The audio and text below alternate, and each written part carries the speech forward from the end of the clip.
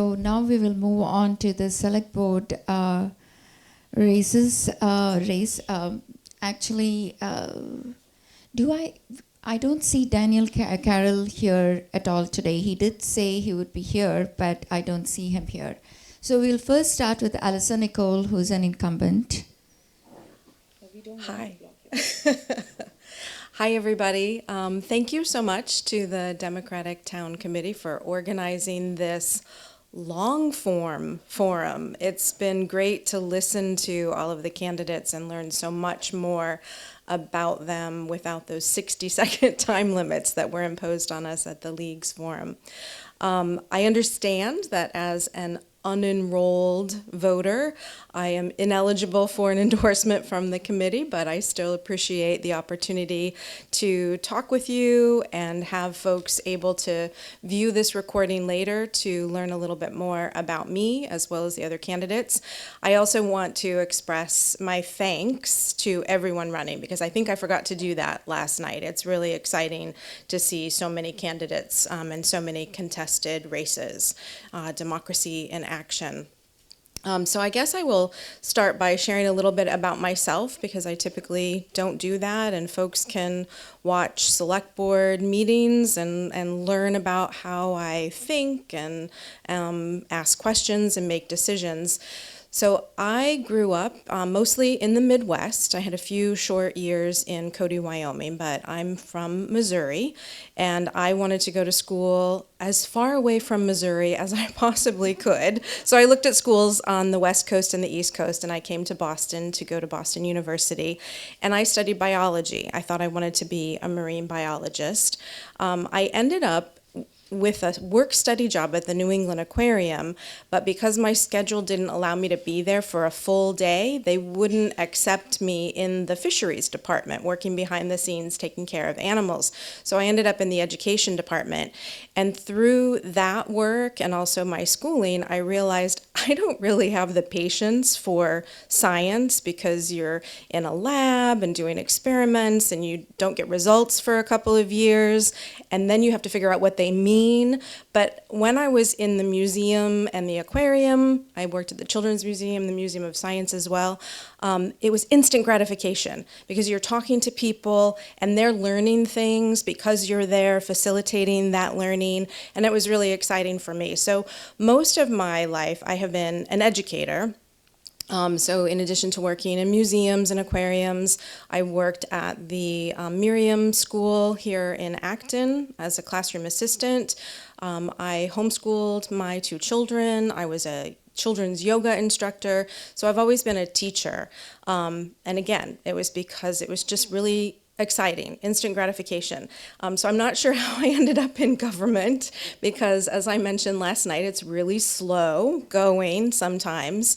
I got involved in a committee because I moved to Acton in 2001 when I got married, and I went to the occasional select board meeting. I went to the occasional town meeting. I voted in the elections, but I wasn't really paying close attention, because I had little kids that I was taking care of and various jobs. And then a proposal for a development that was abutting my property came before the town, and I started listening to my neighbors, learning things from my neighbors, attending select board meetings, attending ZBA meetings, open space committee meetings, conservation commission meetings, Acton Community Housing Corporation, and I realized these boards and committees are filled with people who are making decisions, voting, they are awarding permits, that are purchasing land, that are impacting our lives in a way that state and local and federal government doesn't. All right, there's so many things that happen at the state and federal level that don't really, I can't really feel and see in my daily life. So because I was paying attention and realizing what an impact local government has, I joined the Community Preservation Committee, and then I joined the Historical Commission, and then I joined the Open Space Committee, and then I became the Historical Commission's representative on the 250 Committee, and then I decided to run for Select Board in 2023. So just to give you an idea of how long some things take. The year I was elected in 2023, I brought a citizens petition to town meeting to study the creation of an independent sewer commission, because the select board currently serves as the sewer commissioners, and I thought that there should be two separate bodies doing that for a number of reasons, and you can go back and watch the recording from town meeting to learn about that. It passed almost unanimously, I think, and the study was done by the Collins Center, and we got the report on the select board, I think it was about a year ago. We still haven't taken action to pursue, we've discussed it, but we haven't voted on a path to address the recommendations that came out of that report. So here we are 3 years later. So that will be one of the goals that I suggest at the Select Board's goal-setting session this summer if I'm reelected, along with a number of other things. So I'm running again because there have been some really wonderful successes and accomplishments during my first term, but there are so many other things that are slow-moving that I want to still contribute to. I think some of my strengths are being prepared and asking questions and reading reports and talking to people in the community and going back and rewatching meetings and digging up old minutes so that I really thoroughly understand what's coming before the board. I try and be really, really thoughtful about any decision that we're making and research it very thoroughly. And another skill that I have is bringing people together and connecting them. One really inconsequential, I can say, example of this is one day I was in the town hall parking lot looking at the hillside beside the Acton Memorial Library, and it was full of weeds. And I thought, this looks terrible. This is our civic campus, and I think it could look better. So I asked the town manager, could we check in with the garden club and see if they would take on this piece of land like they do other places around town? And he thought they probably have enough to take care of. And I said, well, it can't really hurt to ask. So we asked, and we got the garden club folks connected with the library trustees, and the staff got involved, and now there is a garden there of native plants. It's called the Wild Garden, the name of the founder of the Memorial Library, and the staff are now collecting seeds from the plants at that garden, and they're putting them in the seed library at the Citizens Library. So it's just, mention, it doesn't hurt to ask, connecting people and groups and organizations just to start new partnerships and new initiatives. And I love doing that everywhere I am in the community. I have a lot of volunteer positions besides being on the select board. I volunteer with the Acton Women's Club. I'm on the board there. I volunteer with Danny's Place after school on Wednesdays. I love to help out ushering with Open Door Theater or Theater 3. I like to help out with Ironwork Farms events whenever I can. And I'm part of the Acton Conservation Trust, and I'm probably Green Acton. I'm on the water committee there on the leadership group. So I love to go to events and volunteer, step in and do a job when I can. Just that helps me, I think, do a better job on the select board because I'm connected with the community and I feel like I have my finger on the pulse of the community. What's going on? What do people care about? What are their concerns? What are their wishes? And there was one question at the candidate forum last night about what our top priorities would be for the next 3 years. Balancing the budget is certainly one of them, and addressing some water-related sewer commission, stormwater, snow and ice removal in the wintertime. But also another big priority for me is to keep working on affordability in town and expanding as much as we can the tax reduction programs that we have to reduce folks' taxes, provide abatements for those people who need it, and also work towards making sure that everybody's needs are met, expanding public transportation, anything that we can to help people lead full, socially, civically engaged lives in the community. I love how diverse Acton is, and I would appreciate one of your 2 votes for Select Board on April 28th. Thank you, Alyssa. Sure. That's a lot of volunteering work. So I love it. I do have a couple of questions. The first thing is, of course, about budgets. In years when budgets are tight, the town postpones capital spending on necessary projects for a year.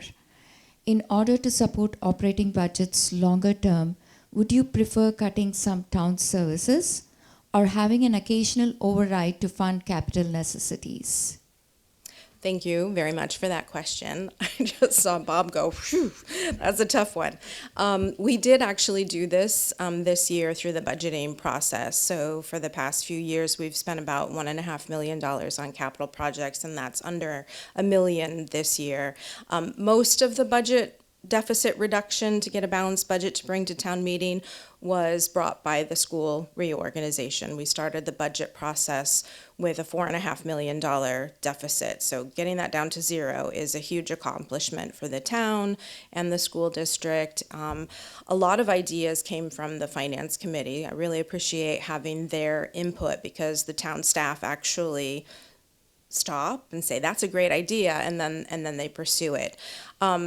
When Prop 2.5 was passed, I was still out in Missouri as an 8-year-old, I think. I think I've heard most people knew that there would be a need every so often for an operating override or a debt exclusion override. But that was a good thing because that meant that the community, the voters, the taxpayers could decide what are our priorities and what are we willing to spend our money on. And I think that that's going to have to continue. There are certainly communities that have never, in Massachusetts, that have never passed an operating override. Acton is not one of them. But I think our experience a couple of years ago, we had a very short, relatively short runway leading up to the override to socialize that with voters. That's a word I got from Bob. I think it was 5 months, and we were, 4 months. We were pounding the pavement. So a longer runway up to an override helps a lot with communicating the details and why the need and getting people's support. So I appreciate hearing from the school committee candidates about that. When is it going to come? People mentioned on the school committee candidate panel that we have $1.2 million still in untaxed levy capacity. So it might be a while or it might come sooner depending on decisions that we make, but we all need to make those together, in concert with the select board, the school committee, the finance committee, and our administrations and finance teams. Thank you. Continuing with the budgets, healthcare costs are rising faster than revenue. What areas of staffing would you prioritize protecting? Another tough question, and this is related to the second part of your question, your first question that I didn't actually answer, so let me go back to that. You asked what services might be cut, and that's a really challenging question to answer. I attended or read minutes from the Finance Committee's listening sessions. Obviously, we hear from voters and taxpayers all the time through email and during public comment, and I'm not really hearing from people that they're interested in cutting services or shortchanging our schools and risking the excellence of our schools. Every once in a while, folks will mention something that we can cut, and it happens to be something that they don't personally take advantage of or need. However, from my perspective, I'm looking at, say, public transportation as a real critical government service that we can provide that enables people who do not drive, either because they cannot drive or they don't own vehicles, to live here in the community. I personally am not old enough yet for the senior center programming. I will be one day, but I still support providing the senior center and the wonderful programming that they have there for folks who do use it. So I think we need to look at the service needs that we have in town. We also need to look at the expectations that we have from the community. So the town and the schools are always working to provide services that people are demanding from the town or clamoring for. And that doesn't really answer the question of what I would cut. I think that we need to continue aggressively pursuing grant funding. So I'm going to get out of this question. We need to continue to aggressively pursue grants, which the town and the district, school district staff are really, really excelling at. We also need to continue reorganizing departments and finding people who have skills that can meet emerging service needs and assign them. A lot of times the district and the town will combine a couple of part-time positions and create a full-time position that we never had before without adding any headcount, or moving departments. So the town manager currently has done that many, many times over the year with many of the departments, and it's working out really well. I think that we just need to make sure that we don't cut anything that's absolutely essential, and that we are keeping our eye on the projected rise in costs and figuring out ways to either rearrange or reduce, stop doing things that don't need to be done anymore. Sorry, I don't really have a priority for something. I love all of the services in town. Yeah. Thank you for your answer. I think it answered quite a bit. So I do have one more question for the select board. This is the third one. I haven't done this for the other candidates. So the town has $10 million in stormwater related projects over the next 10 years. To fund this work, do you support a fee on impervious surfaces like buildings and driveways, or do you prefer these projects to be funded from taxes? Thank you so much for that question. It was actually from one of your colleagues. So So this is a question that the select board has not yet grappled with in an open meeting, and Jim is here. I think that we need to we've had the delivery, the report of the Water Resources Advisory Committee, which was an 80-something page report. They did a phenomenal job. It was so thorough. We need to take some time looking at that and discussing it. And I really don't feel comfortable expressing an opinion because I haven't heard various opinions from colleagues on the board. And obviously, I've listened to the Water Resources Advisory Committee because I'm the liaison to that committee, so I'm attending their meetings. And there are a lot of really good ideas and good points that they've made. So that $10 million over 10 years is an estimate that is actually in the middle of a range. We could spend less, we could spend more, but it depends on what level of investment we want to make. Also, the report is based on an evaluation of our stormwater system that was not complete because the engineering firm that did that study didn't look at every single storm pipe and every single storm drain, every single culvert. So it could be that we do some work on a couple of those assets and we realize, oh, there's a less expensive option. Maybe we could line this culvert instead of replacing it. So I think we need to move forward slowly in order to figure out exactly what we're dealing with. We also need to get a lot of community input. It does make sense to me that this is a utility. They're pipes under the ground. It's a utility, and many communities around us have been adopting stormwater utility fees. One of the benefits of a fee, and here I'm going into some opinions on this, even though we haven't discussed it as a board, is that everybody pays. So usually utilities are user-based fees. Right now, stormwater comes out of the general operating budget, but not everybody pays property taxes. So churches, nonprofit organizations like household goods, the schools, they're not paying property taxes. So if you look at it as a user-based utility that needs to be funded, we're actually not getting money from everybody through property tax revenue to pay for it. So that's something that we're going to need to discuss. Thank you. Any questions from the audience? I don't. Okay, John always has a question, so I'll allow one question. Yeah. I might have a non-answer for you, John. Well, I'm sure you have an answer because, of course, I'm going to ask an easy question. Which is my favorite kid? Which is related to the fire department. The emergency medical services department. So one of the things that was great that happened this last year was that Chief Arnhem decided to really conduct an experiment to look at different operating modes, staffing stations, and how we could make the system more efficient. So I'll let you answer the question about how do you think that's going to come out, and will that really result in some savings? And then if you want to speculate, what kinds of experiments could we be doing in municipal government like that to do better?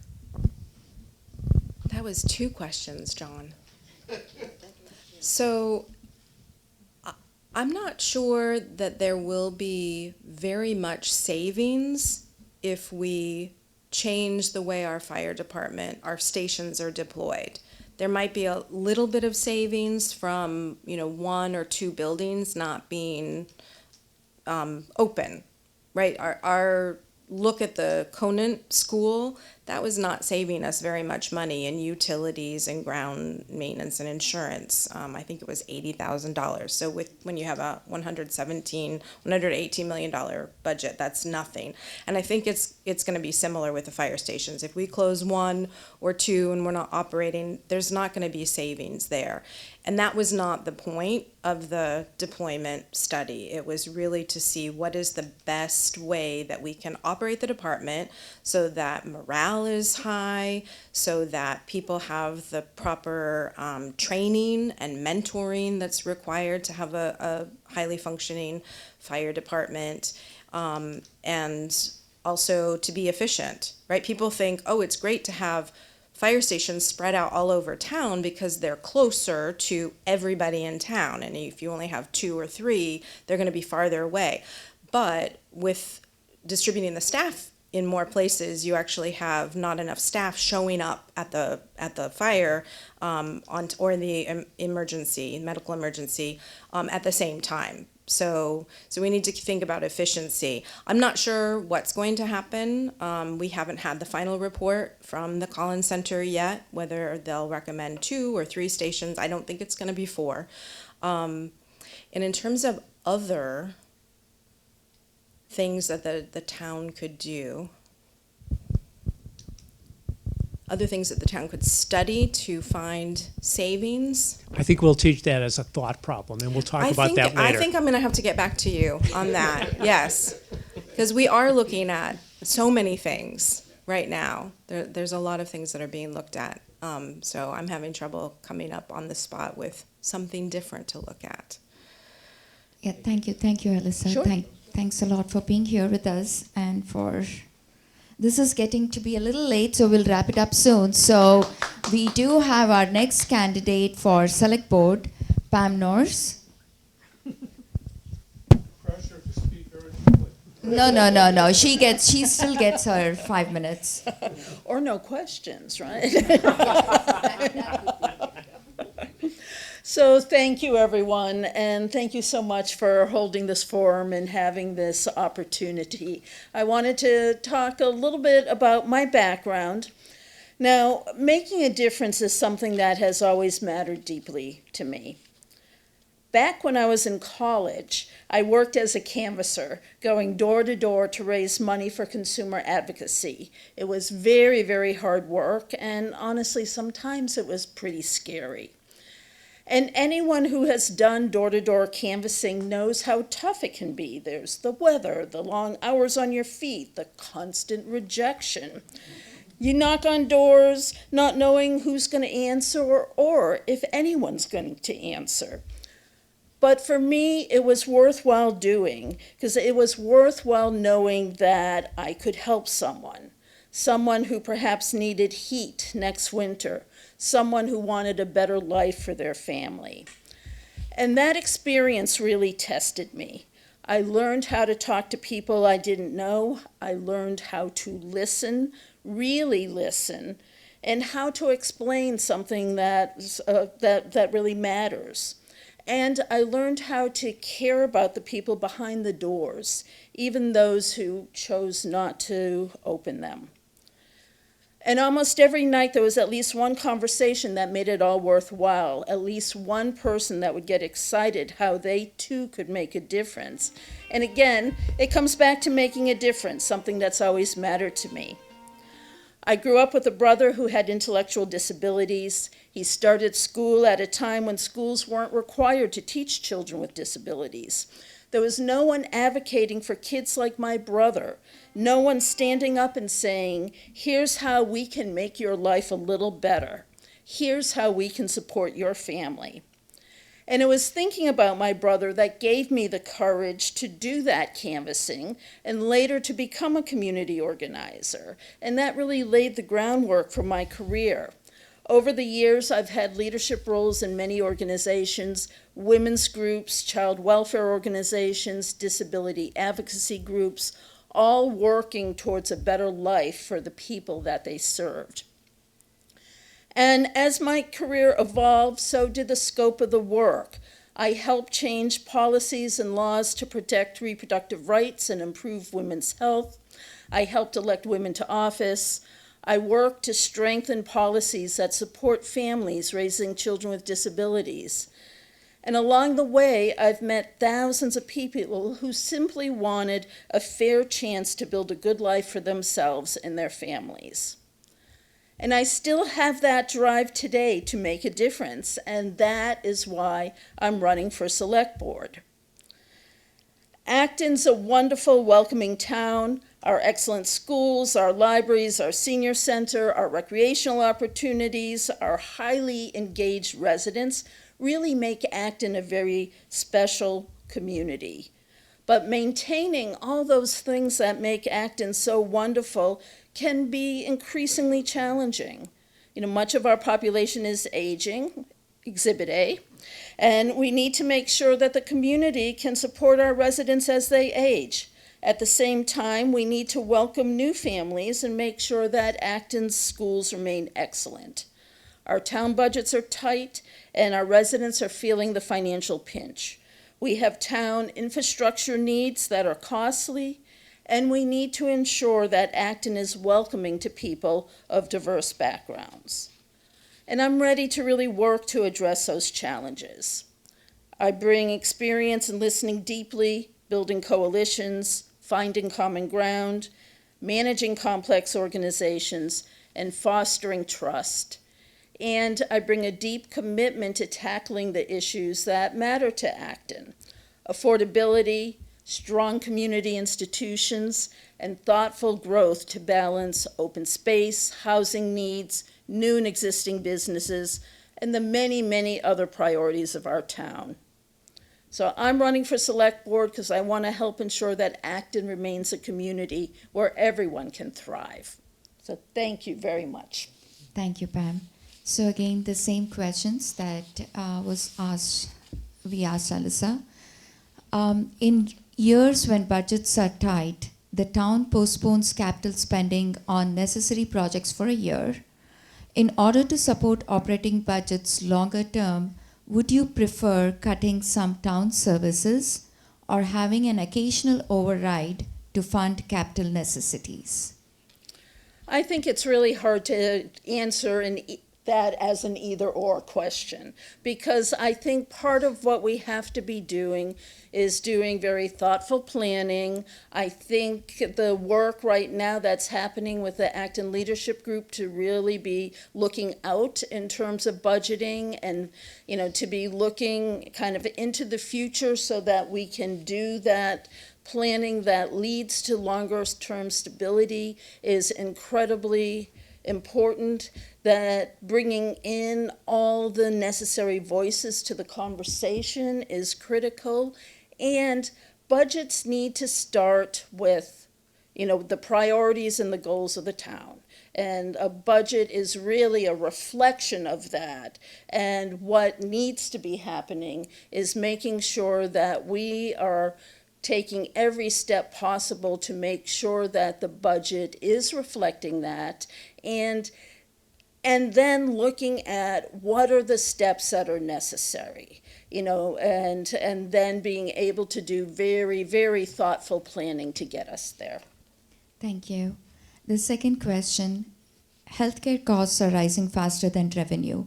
What areas or staffing would you prioritize protecting? Again, it comes back to, I think, everything has to come down to our priorities. And I think it's very important that process of setting the priorities is a very inclusive type of process. And in doing so, I think it's really important to look at, are there ways of having efficiencies? Are there ways of doing things differently where maybe it would cost less, but we can get to the same point? And how do we continue to make those decisions? And also look at what we're doing and make sure that what we're doing still makes sense and is still getting us to where we need to be according to, the goals and the priorities of town. And if there are things that aren't getting us there, that sometimes you do have to make those tough decisions. But again, it has to be that process of, looking at, what are the priorities? How are we going to get there? What are we doing? How do we do it in a very efficient way? So that doesn't give you specifics, but it's how I would go about thinking about it. Thank you. The last question. The town has $10 million in stormwater-related projects over the next 10 years. To fund this work, do you support a fee on impervious surfaces like buildings and driveways, or do you prefer these projects to be funded from taxes? Well, I'm not afraid to say when I really don't know enough to give, an answer that makes sense. And I think I'm going to just be very honest, and this is an issue that I need to have more information on. I have had conversations with people on this, and quite frankly, I've had people saying, a fee is absolutely necessary, and I've had other people saying absolutely not. And somewhere in between, as being on the select board, my job is to gather the information, to be looking at that data, and to be able to be listening to that input and then making an informed decision. Great, thank you. And any questions? No, John. Okay, probably because I let you ask Alyssa a question, so yes. Well, thank you, Pam, for your many years of service as Acton's representative to the Minuteman School Committee. The question, of course, is that relationship between the school committee and the superintendent is similar to the relationship between the select board and the town manager. What have you learned about governance and the role of boards through that Minuteman service?